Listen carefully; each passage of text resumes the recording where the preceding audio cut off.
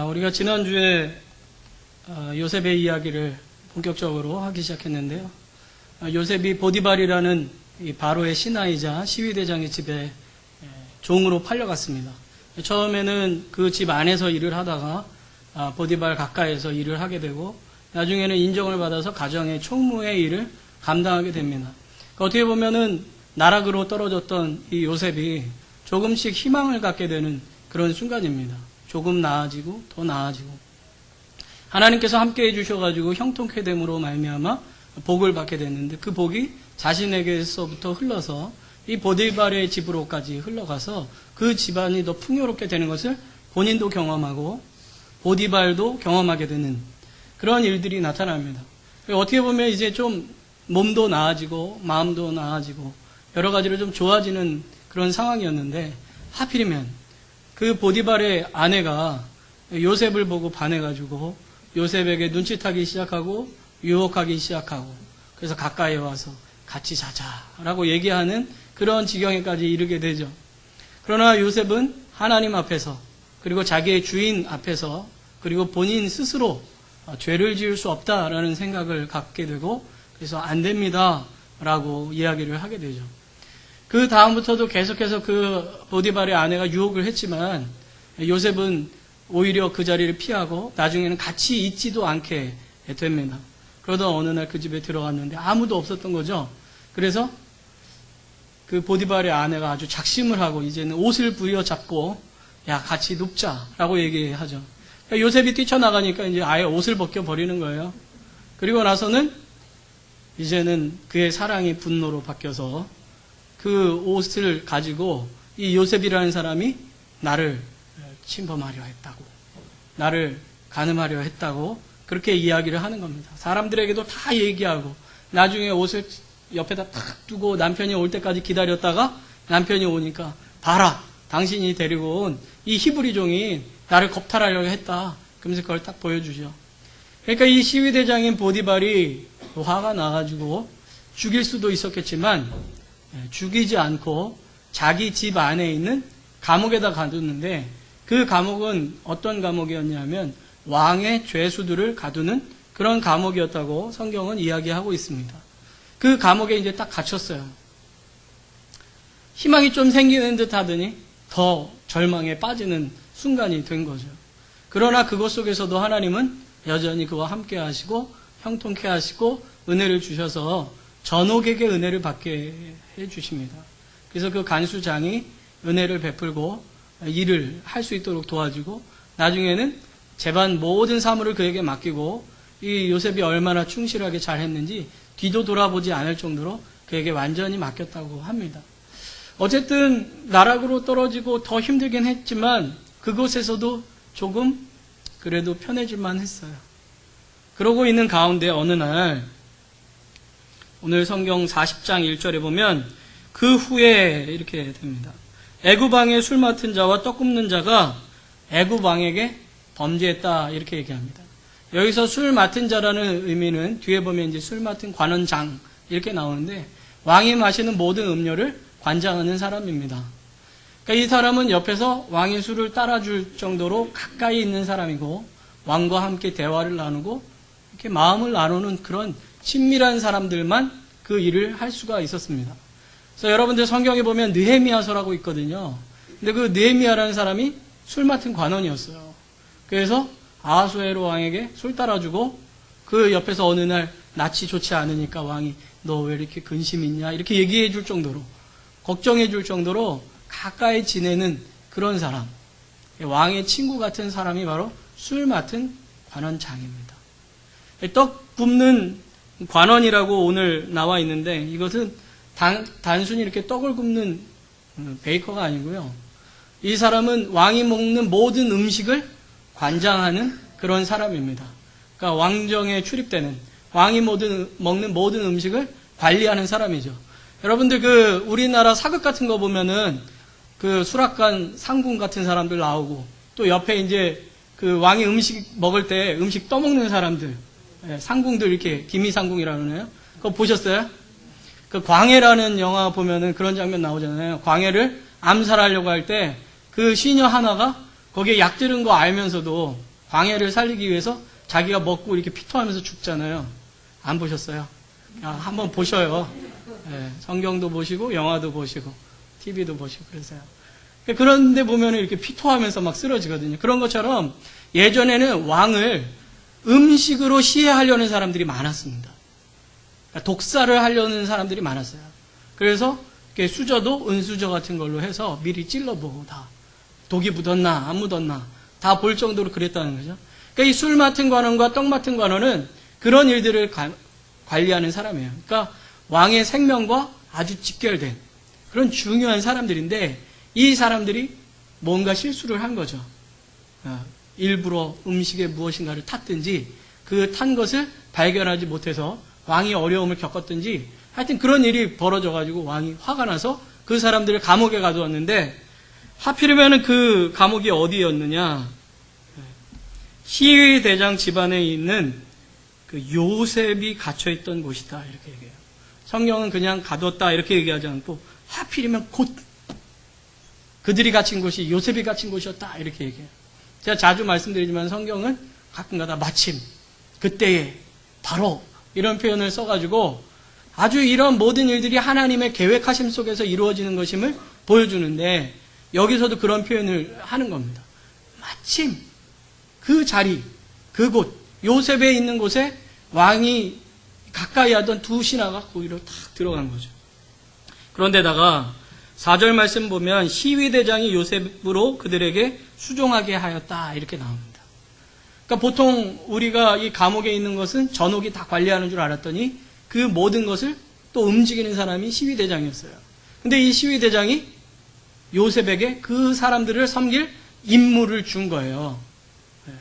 자기 아내를 덮치려고 했던 애를 그렇게 한 거예요. 그러니까 어떻게 보면은 이미 이 사람의 마음속에 옛날 일은 다 있고 어떻게 보면 더 그 아이를 이렇게 아껴주는 거죠. 그러면서 그 사람들에게 붙여줘서 혹시나 이 사람들이 풀려나갔을 때 얘가 잘해주면 혹시 풀리지 않을까 그런 생각을 가졌을지도 모르는 거죠. 제 상상입니다. 근데 그랬을지도 몰라요. 어쨌든 그 두 사람을 요셉에게 맡기는 거예요. 그러니까 요셉이 아주 지극정성으로 그 사람들을 잘 섬겼습니다.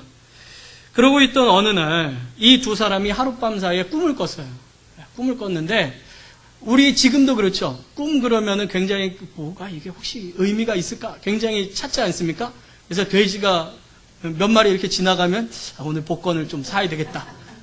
꿈꾸는데 무슨 똥이 묻었다. 그러면은 똥꿈 꿨으니까 이게 대박 터지겠는데 뭐 이렇게 하고 그런 생각이 들 정도로 지금도 꿈에 굉장히 사람들이 집착하고 아이들 이렇게 임신할 때 태몽이라고 그래가지고 무슨 꿈 꿨나를 굉장히 유심하게 생각해서 무슨 꿈을 꾸면 딸이고 무슨 꿈을 꾸면 아들이고 뭐 그런 것처럼 이때 당시에도 그랬어요.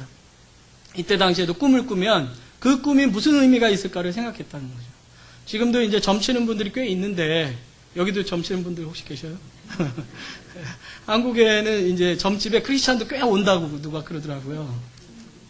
근데 그 점친다는 것이 그냥 치는 게 아니라 오랜 역사 속에서 어떤 날 어떤 뭔가를 하면은 꼭 그런 일이 벌어지더라는 것을 통계를 내가지고 통계학처럼 사용하는 겁니다, 사실은.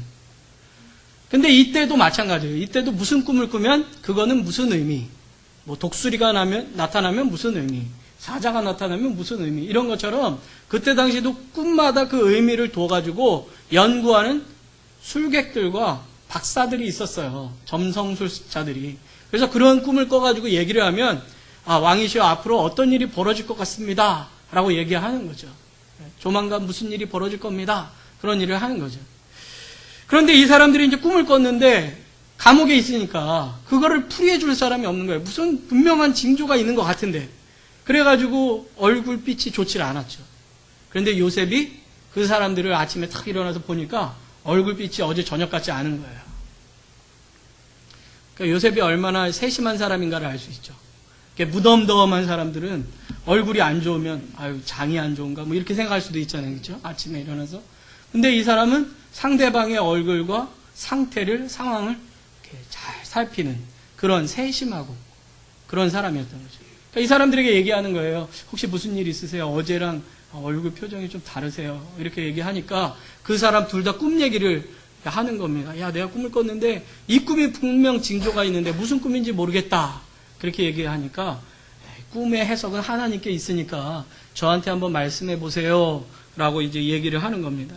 그러니까 이 사람들이 꿈 얘기를 해요. 술 맡은 관원이 먼저 꿈 얘기를 합니다. 야, 내가 꿈에 보니까 내 앞에 포도나무가 있는데 거기에 새싹이 나더라는 거예요. 그런데 그 새싹에서 꽃이 나더니 그게 열매를 맺고 그 열매가 익었다는 거예요. 아주 그 꿈도 자세하죠.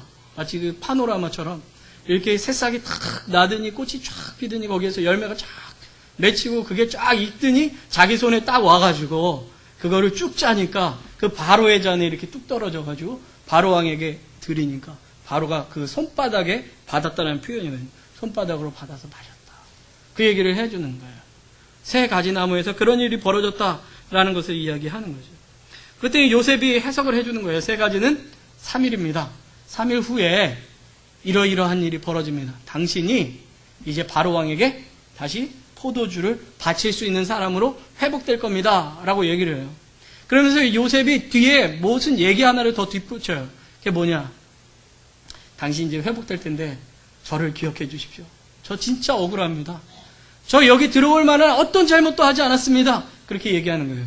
만약에 여러분 그 누군가가 이야기하는 것처럼 요셉이 꿈을 꿨을 때, 옛날에 꿈 꿨을 때 그게 하나님이 나에게 주신 비전이야. 그러니까 나는 그 비전 갖고 살아야 돼 라고 생각했다면 억울하다는 생각을 안 했겠죠. 아, 분명 하나님께서 나를 이렇게 해주실 거니까.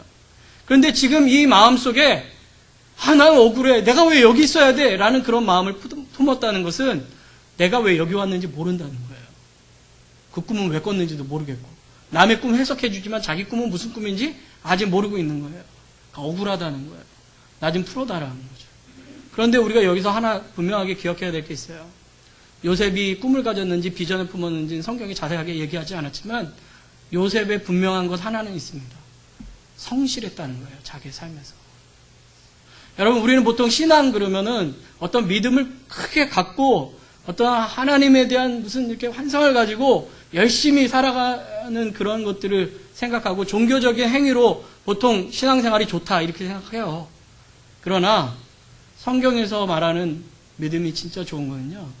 하나님께서 내게 맡겨준 그 삶의 자리를 열심히 살아가는 거예요. 내가 맡겨진 삶.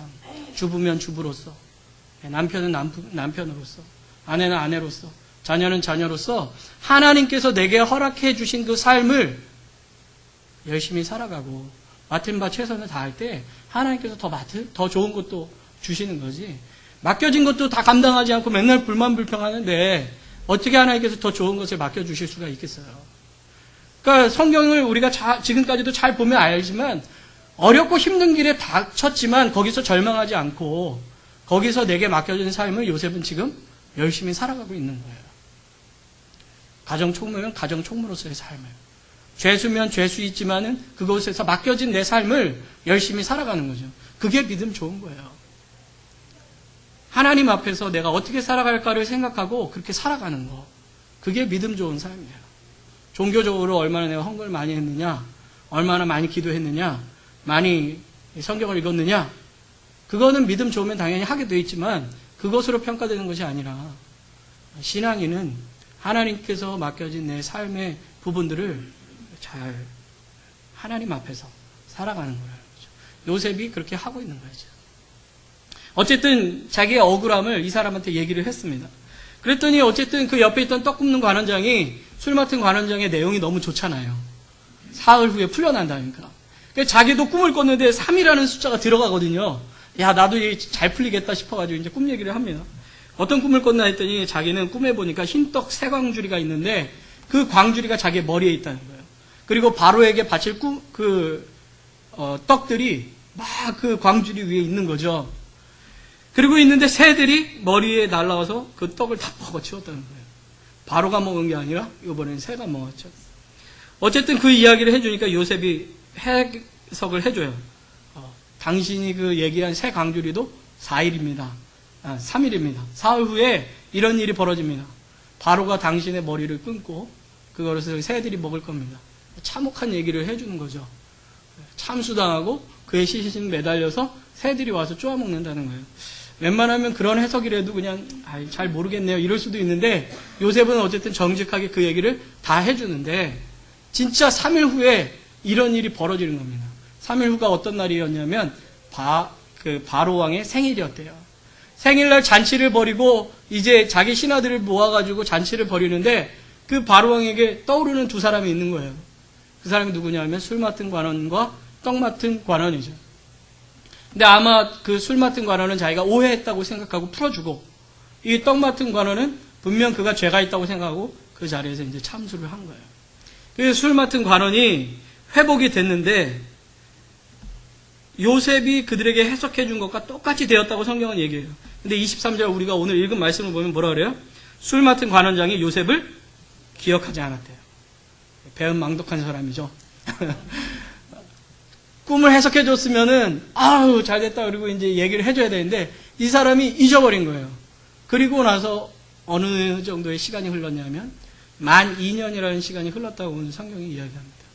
우리가 보기에는 그냥 한 절 넘어간 것 같지만 요셉에게는 2년이라는 시간이 넘어간 거예요. 아마 요셉은 그 사람이 딱 복직됐다는 얘기를 들었을 때 이런 생각이 들었을 거예요. 아, 며칠 후면 나도 풀려날 수 있겠다. 그 사람이 얘기해 주겠지? 내가 그렇게 해석해 줬고 그렇게 됐는데 얘기해 주겠지? 일주일 기다렸는데 아무 소식이 없어요.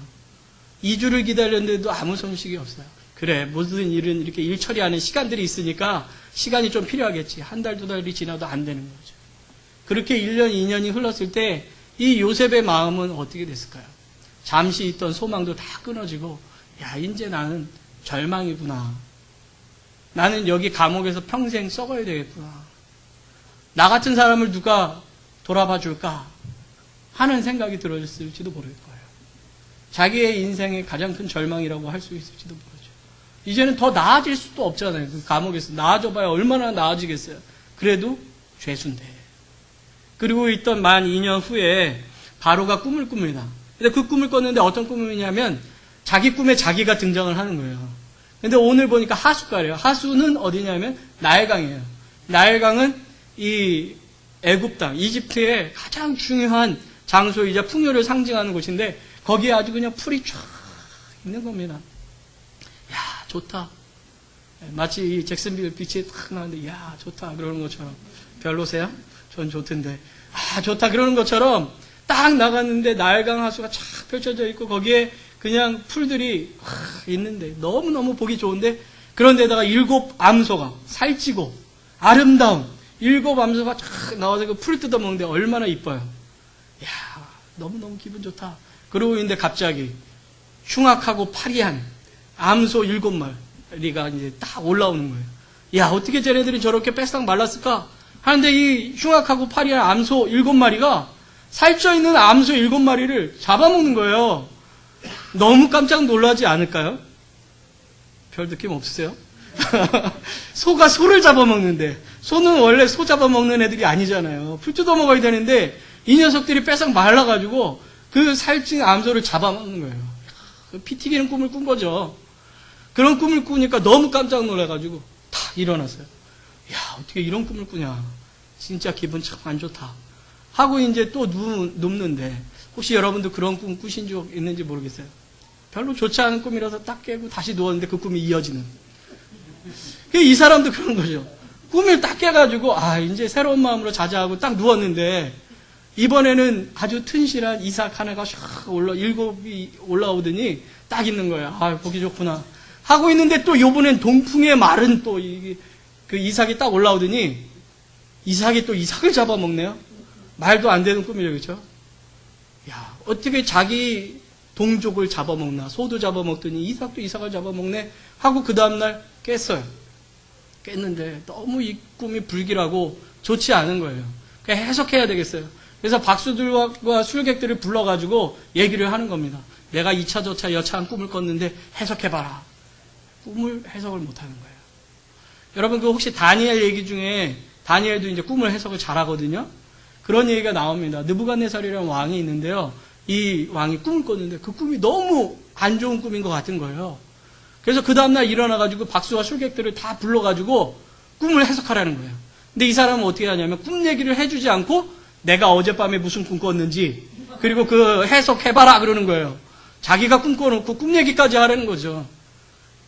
그러니까 뭐 누가 그걸 맞힐 수 있나요? 못 맞추니까 다 죽이려고 그러는데 다니엘이 딱 등장하는 그런 장면이 나오는데 그래도 바로는 좀 나아요. 꿈 얘기는 다 해줘요. 꿈 얘기는 다 해주고 해석해보라는 거죠. 근데 다 해석을 못합니다. 그러니까 걱정하고 있는데 바로왕 옆에는 누가들이 있다고요? 예. 기분이 나쁘든 좋든 술 따라주는 술 맡은 관원이 있는 거예요. 감옥에 갇혔었던 그 사람. 그 사람이 생각해보니까 바로 2년 전 오늘 자기도 똑같은 일을 경험했었거든요. 꿈을 꿨는데 아무도 해석해줄 사람이 없었는데 생각지도 못했던 히브리 소년 하나가 자기 꿈을 해석해줬단 말이죠. 그러니까 왕에게 얘기를 하는 겁니다. 왕이시여, 제가 2년 전에 있었던 그 일을 생각합니다. 그때 왕이 저희에게 화가 나셔가지고 저를 이 보디발의 집에 있는 그 감옥에 가두셨는데 그때 저를 수종들었던 이 히브리 소년 하나가 제가 꿈꿨던 걸 기가 막히게 맞춰가지고 제가 다시 복직돼서 여기 있습니다. 그 얘기를 했더니 바로가 너무 기뻤어요. 그래가지고 그 소년을 불러라! 했더니 이제 요셉을 부른 거예요. 이제 왕 앞에 나가니까 그냥 나갈 수 없잖아요. 그래서 어떻게 해요? 수염 다 깎고 이발도 좀 하고 옷도 갈아입고 가는 거죠. 여기서 이제 다시 옷을 갈아입기 시작하는 겁니다. 예전에는 죄수의 옷이 입혀졌는데 이제는 왕 앞으로 그래도 나갈 수 있을 정도의 깨끗한 옷을 갈아입은 거예요. 그리고 왕 앞에 나가가지고 딱 있는데 왕이 야, 내가 2차 저차 여차 아까 얘기했던 그 꿈들을 다 얘기했는데 너 한번 해석해봐라. 그랬더니 예, 그 꿈은 제가 해석하는 게 아니라 하나님께서 해석하게 해주시는 겁니다 하면서 얘기를 하는 거예요. 그 꿈들은 다 7년입니다. 7마리는 7년이고 7 이삭은 7년입니다. 7년 동안 풍년이 있는데 이 풍년이 굉장히 큰 대풍이 일어날 겁니다. 그런데 그 후에 나타난 것도 7년입니다. 그런데 이것들은 다 흉년인데 얼마나 흉년이 큰지 앞에 있었던 7년의 풍년을 기억하지 못할 정도의 흉년이 나타날 겁니다. 이제 꿈 해석해 줬잖아요. 그러면 제 임무는 여기서 그만, 저 좀 자유롭게 해 주십시오. 이렇게 얘기해야 될 것 같은데 요셉은 어떻게 했냐면 꿈만 해석한 것이 아니라 그 문제를 해결할 방법까지 가르쳐 준 거예요. 명철하고 지혜 있는 사람 한 사람을 세워서 그것들을 준비하게 해 주십시오. 그리고 관리들을 뽑아가지고 풍년이 일어날 때 그것들을 5분의 1씩 거두게 해가지고 성을 쌓고 거기에다가 다 창고에다가 거두어 드릴 수 있도록 그 사람들에게 그 모든 임무를 맡기십시오. 그래서 7년 동안을 열심히 준비하면 뒤에 있는 흉년 동안, 7년의 흉년 동안 우리가 살아남을 수 있을 겁니다 하고 얘기를 한 거예요. 그러니까 바로가 너무너무 기뻤어요. 야, 이 아이는 꿈만 잘 해석하는 하나님이라는 그 신이 함께하는 그 정도가 아니라 우리의 문제를 해결해 줄 수 있을 만한 명철과 지혜가 있는 애다. 이 애굽 땅에서 이렇게 명철과 지혜 있는 사람이 누가 있겠냐? 그러면서 그 아이를 어떻게 해요? 총리로 삼는 거예요. 그런데 그 나이가 언제래요? 성경에. 잘 모르시죠? 30세라 그래요. 30세. 한번 생각해 보시죠. 미국은 총리가 없으니까 총리가 있는 영국이라고 생각해 보죠. 영국이 옛날에 가장 잘 나가던 대영 제국일 때 어느 비리비리한 나라에서 종이 하나가 오더니 그 종으로서 섬기다가 얘가 감옥에 간 거예요. 근데 어느 날 갑자기 이 아이가 총리가 됐는데 30살이 된 거예요. 이런 일이 있을 수 있겠습니까? 없겠습니까? 없죠. 지금도 만약에 한국에서 갑자기 미국으로 딱 와가지고 미국에서 막 마켓에서 막 청소하는 일을 하던 애가 어느 날 갑자기 30살에 총리가 됐다. 있을 수가 없는 일이죠. 지금도 30세에 총리가 된다는 것 자체가 힘들잖아요. 그렇죠? 미국에서 그나마 젊은 나이에 대통령이 된 사람이 클린턴하고 오바마 대통령이잖아요. 그렇죠? 케네디도 좀 젊고 그래봐야 다 40대 아닙니까? 그래서 30세에 한 나라의 일을 관장하는 일이라는 것이 있을 수 없는 일이에요. 여러분 한번 생각해 보시죠. 요셉이 만약에 2년 전에 이 술 맡은 관원이 복직됐을 때 왕이시여 제 꿈 해석해 준 애가 하나 있는데 억울하답니다. 좀 풀어주십시오. 그래서 풀려났어요. 그러면은 요셉은 뭐였을까요? 그냥 억울하다가 풀려난 개. 그 아이. 그 정도예요. 다시 종로를 탈지 뭐가 될지 모르는 거예요. 기껏해야 다시 집으로 돌아가. 그거예요. 그런데 지금 어떻게 된 겁니까? 그 모든 게 해결되는 것뿐만 아니라 그 2년이라는 시간이 자기에게는 빨리 해결됐으면 좋았을 법한 시간이지만 하나님께서 참게 해주신 그 2년 동안의 시간이 그를 총리로 만들어간 그런 시간이라는 거죠.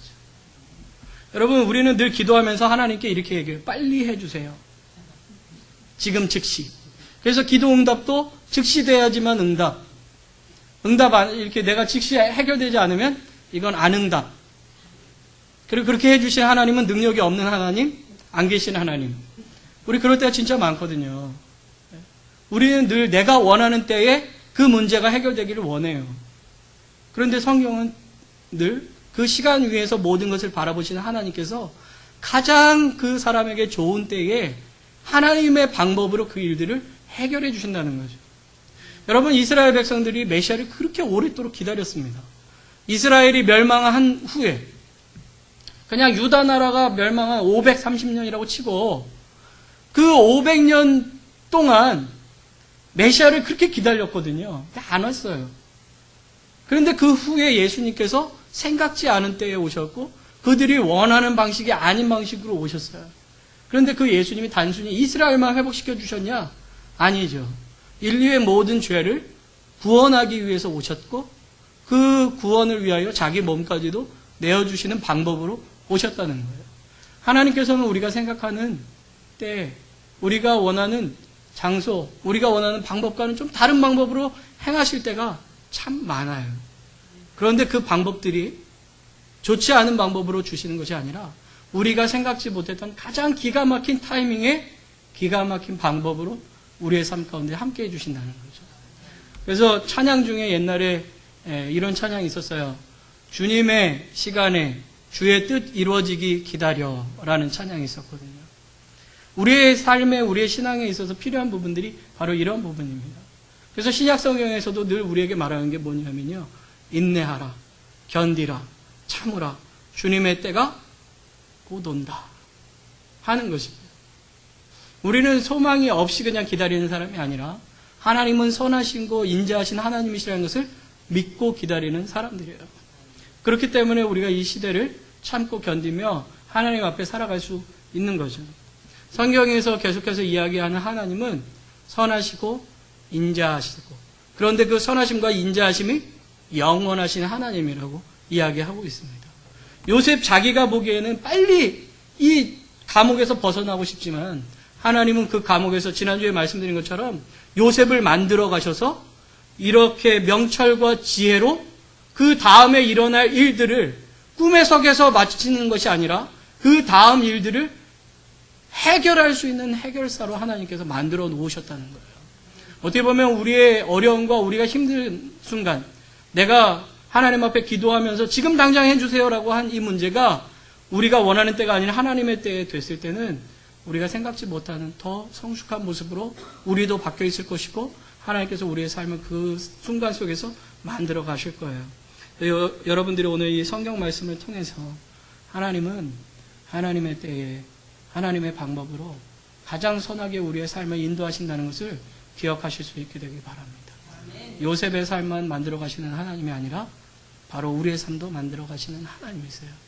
그렇기 때문에 아까도 말씀드린 것처럼 내게 주어진 나의 삶 속에서 최선을 다하면서 하나님이 언제 어느 때 내 삶을 이끌어 가실지 모르기 때문에 내게 주어진 그 삶의 순간 속에서 최선을 다하면서 살아가야 되는 거죠.